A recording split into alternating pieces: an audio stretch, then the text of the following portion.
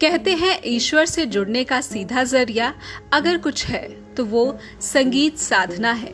सिख गुरुओं की प्राचीन परंपरा को आधुनिक युग में संजोने का काम सीख रही ये बच्चियां गुरु की साधना में संगीत की शिक्षा ले रही हैं। इटर्नल यूनिवर्सिटी बड़ू साहिब के डिपार्टमेंट ऑफ म्यूजिक में इस हेरिटेज म्यूजिक की साधना इन बच्चियों को सिखाने की जिम्मेदारी निभा रही हैं डॉक्टर पूर्वी लुनियाल। डॉक्टर पूर्वी डिपार्टमेंट ऑफ म्यूजिक की डीन है।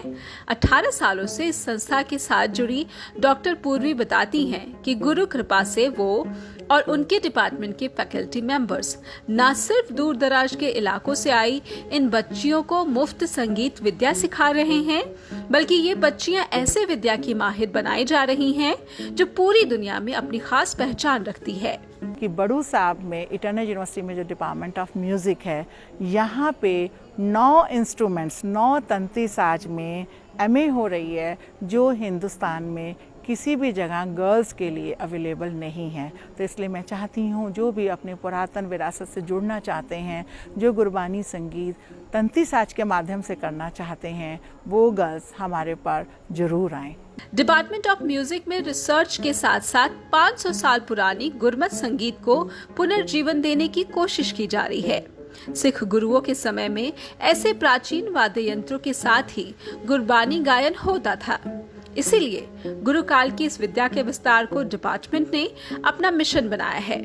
इस कोशिश में डिपार्टमेंट छात्राओं को ग्रेजुएट, पोस्ट ग्रेजुएट और डॉक्टरेट के कोर्सेज कराए जाते हैं। बेसिकली यहाँ पे बीए और एमए और पीएचडी म्यूज़िक ये कोर्सेज चल रहे हैं।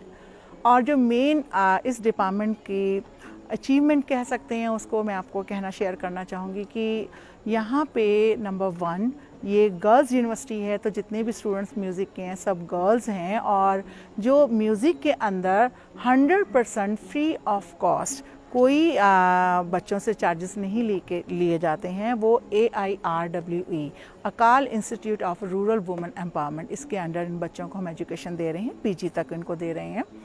तौस, दिलरुबा, वायलिन, सरोद, रबाब, सारंगी, सारंदा और तार शहनाई जैसे ये प्राचीन वाद्य यंत्र इन छात्राओं की मेहनत की बदौलत ही अब अपनी खोई पहचान वापस पाने लगे हैं।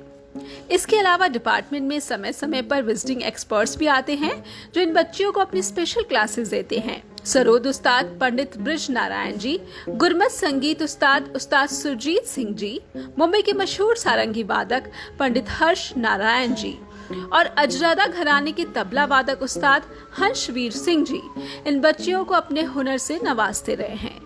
मेरे डिपार्टमेंट की एक ख़ास उपलब्धि ये है कि जो हम स्ट्रिंग इंस्ट्रूमेंट्स करा रहे हैं, वो एक छत के नीचे 9 इंस्ट्रूमेंट्स के अंदर, 9 स्ट्रिंग इंस्ट्रूमेंट के अंदर हम PG लेवल तक करवा रहे हैं, जो कि ऑल ओवर नॉर्थ इंडिया कहीं पे भी एक जगह इतने सारे इंस्ट्रूमेंट्स नहीं हैं। किसी भी जगह जाएं तो 1 या 2 इंस्ट्रूमेंट मिलते हैं, परंतु 9 इंस्ट्रूमेंट्स के अंदर एक ही जगह पे एमए होना ये बहुत बड़ी बात है। और इसके साथ साथ हम लोगों ने जो प्रथा शुरू की है, जैसे 1920 में, उससे पहले श्री हरमंदिर साहब में कीर्तन होता था स्ट्रिंग इंस्ट्रूमेंट के साथ, तंती साज के साथ, जो पुरातन परंपरा थी। परंतु धीरे धीरे हारमोनियम शुरू हुआ। हारमोनियम होने से वो इजी था, बजाना इजी लगा सबको, तो वो तंती साज जो सीखने थे वो सब परंपरा छूट गई। और अब तक यही होता आया कि सब लोग हारमोनियम से ही रागी सिंह कीर्तन करते थे। 2006 में मेरे को ऑनरेबल बाबा जी ने बुलाया और उन्होंने वो मेरे को कहा कि परंपरा शुरू करनी है पूर्वी की, इन बच्चों को तंती साज के साथ कीर्तन कराना है। पुराना जो चलता था, पुराना समय में होता था जब सभी रागी सिंह कीर्तन करते थे तंती साज के साथ। तो मुझे भी बड़ा उस समय वो लगा कि हम कैसे करा पाएंगे, बड़े रिमोट एरिया के अंदर रह रहे हैं, टीचर्स के आने की मुश्किल और सब कुछ मुश्किल थी कि स्टूडेंट्स कहाँ से आएंगे उसको सीखने के लिए। इंस्ट्रूमेंट्स अवेलेबल नहीं थे, जो इंस्ट्रूमेंट्स बच्चे कर रहे हैं वो आम मार्केट में अवेलेबल नहीं है, जैसे ताउस है, सारंदा है, सारंगी तो फिर भी मिल जाती है, दिलरुबा है, ये इंस्ट्रूमेंट्स मार्केट में अवेलेबल नहीं है, रबाब है, नहीं अवेलेबल है।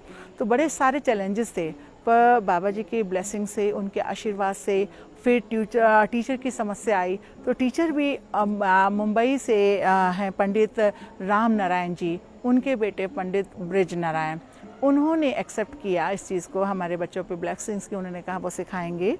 तो स्ट्रिंग इंस्ट्रूमेंट्स उन्होंने सिखाना शुरू किया 2006 ऑनवर्ड। वो यहाँ पे मुंबई से आते थे हमारे पास और वो सिखाया करते थे। और फिर जब बच्चों को उन्होंने स्ट्रिंग इंस्ट्रूमेंट सिखाया, साथ ही साथ पैरेलल हमने टीचर्स को करके उन टीचर्स यहाँ पे अपॉइंट किए, उन्होंने गुरबानी संगीत शुरू किया।